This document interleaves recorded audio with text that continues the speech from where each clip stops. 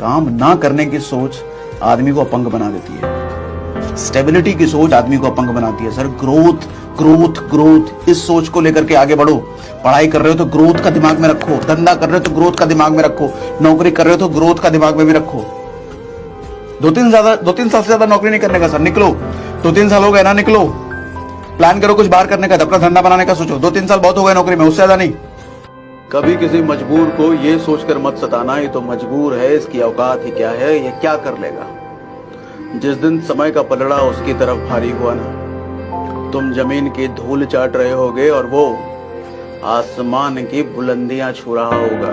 इंसान को ज्यादा शरीफ नहीं होना चाहिए, क्योंकि समाज के ताकतवर लोगों पर जिस दिन आंच आती है ना, वो सबसे पहले बलि चढ़ाने के लिए शरीफों को ढूंढते हैं। त्योहारों में देखा होगा ना, सिर्फ कमजोर जानवरों की बलि दी जाती है, कभी शेरों की नहीं दी जाती। महाभारत में जब पांडवों को अलग किया गया था ना हस्तिनापुर से, उनको खांडव प्रस्थ दिया गया था कि भाई जाओ अपना वहां नगर वहां बसाओ। हस्तिनापुर से तो अलग कर दिया गया था उनको। धृतराष्ट्र ने बड़ा इमोशनल होकर के भीष्म को अपने साथ रख लिया था। भीष्म के हाथ पैर जोड़े, अरे भीष्म आप चले जाओगे तो हम तो बर्बाद हो जाएंगे, आप ही तो सर्वे सर्वा हो, आपके बिना हम क्या।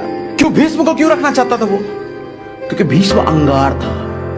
उसको पता था कि भीष्म के सामने अगर कोई दुश्मन आता है तो वो जला देगा उसको। ताकत थी भीष्म, अंगार था वो।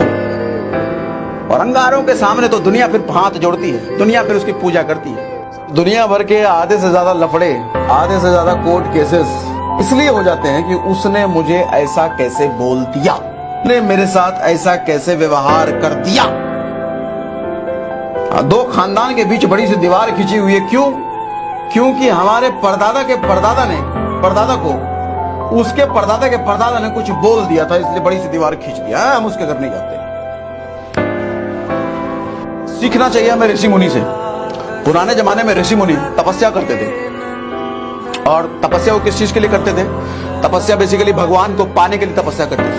और एक दिन भगवान खुश होकर प्रकट होते थे और कहते थे वर मांग।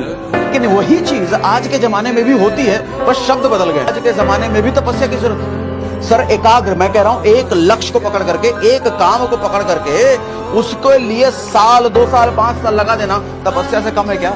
यही तपस्या जब आप लगातार करते रहते हो तो एक दिन भगवान प्रकट होते हैं। इस दुनिया में भगवान का नाम है सफलता।